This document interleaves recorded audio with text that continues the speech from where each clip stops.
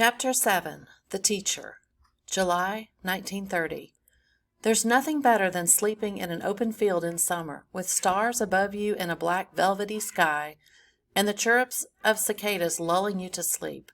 That was the reward in the busiest month of summer, when our labor was needed most in the fields. We'd carry Mama's portable wood stove into the fields, and Auntie Paulina would cook our meals right there.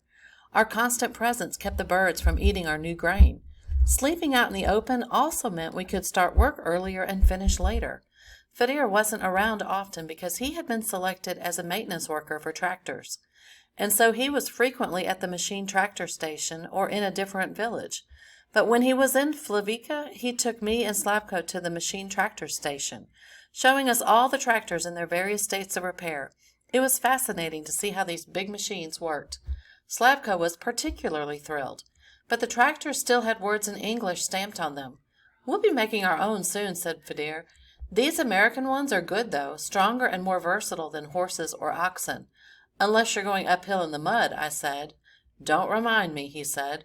One time the tractor broke halfway down a row and all work stopped for the rest of the day, because it took so long for Fadir to arrive to fix it.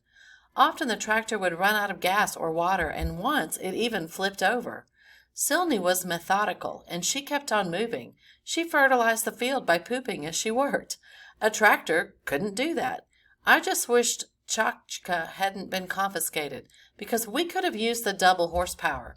"Tractors are the future," said Fadir.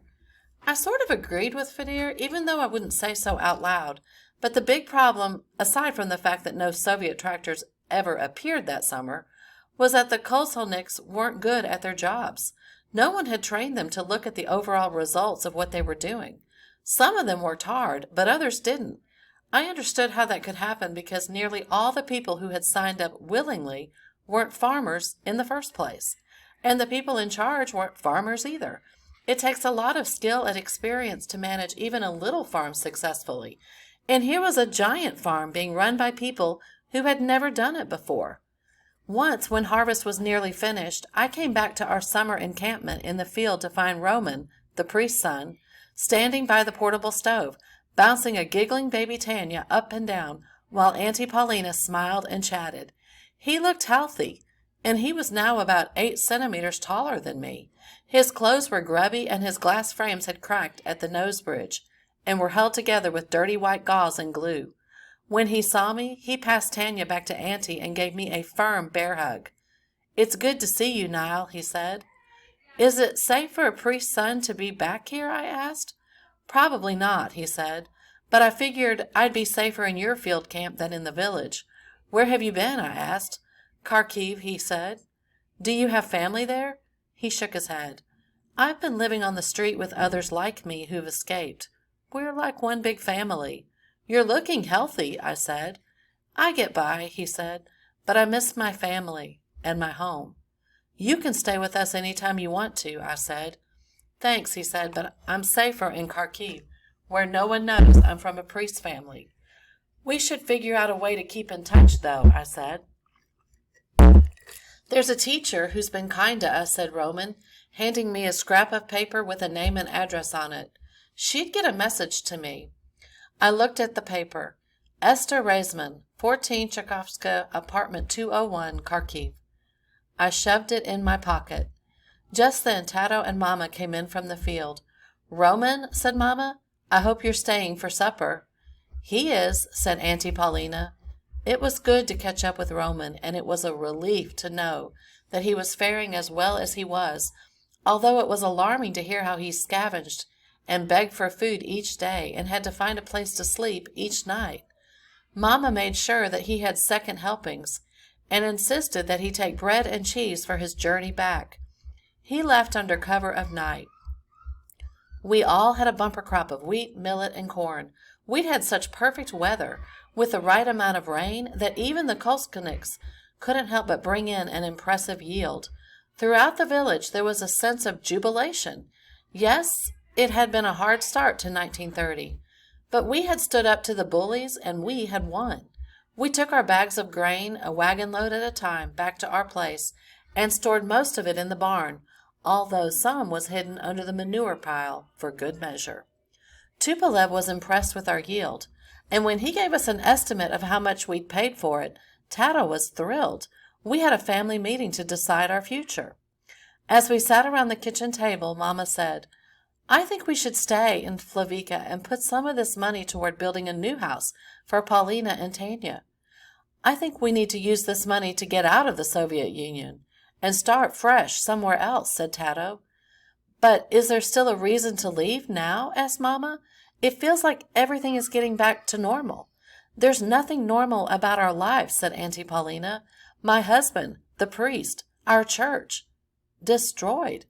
Our folk songs and our heritage, destroyed.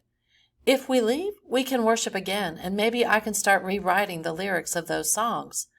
The adults continued talking, but no one seemed to listen.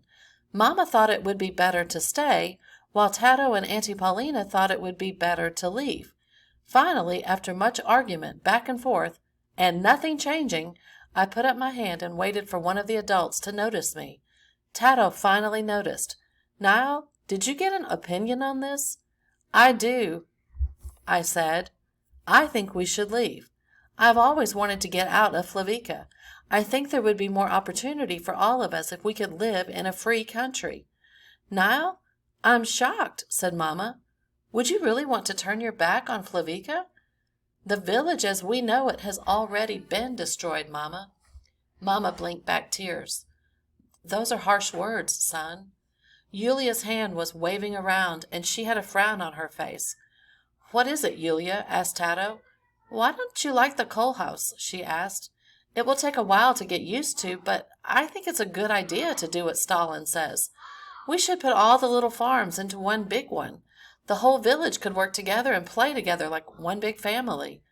What I would like, said Slavko, not waiting for anyone to give him permission to speak, is to move to Kharkiv.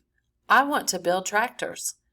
In the end, it was decided that we would probably leave, but since we didn't know exactly how or when, Auntie Paulina offered to write a letter to her cousins in Ternopil and ask for their advice.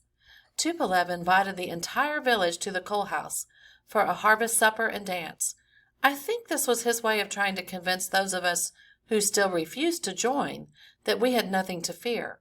Being late summer, there was more produce available than at any other time of the year, and our personal gardens were brimming with tomatoes, cucumbers, corn, onions, carrots, and beans. We had eggs and milk and cheese, not to mention the freshly milled wheat for bread. Each non-coal house family was to bring a home-cooked dish, but everything else would be supplied by the coal house kitchen. We're one big family, so let's celebrate, Toloplev said. I sat at a big table with my classmates, and I filled my plate with delicacies from the array of offerings. After the meal was over, we all brought our chairs outside to watch the stars come out. Ruslana set her chair next down to mine. So how is life as a kolhausnik? I asked her. She looked around to see if anyone was listening, then said, We still haven't been paid. Weren't you supposed to be paid at harvest? Yes, we're a week overdue, she said. It has me worried. Your grain and produce are your collateral, I said. Just don't let them take it until you're paid.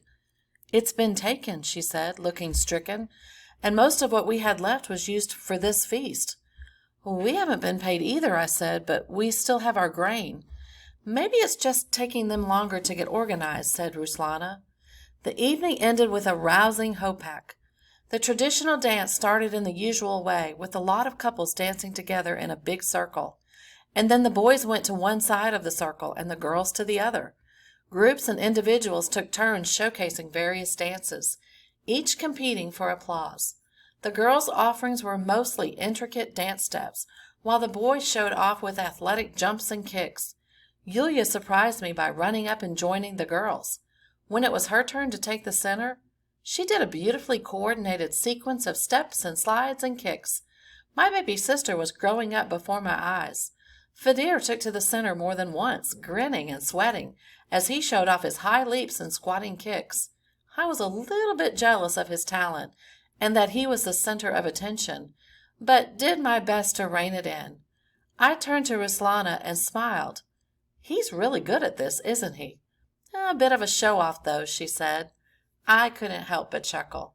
Just then Slavko edged his way into the center and did a hilarious imitation of Fedor's routine, leaping and kicking in all the right places, but incorporating exaggerated mistakes and a perfectly timed fart at the end.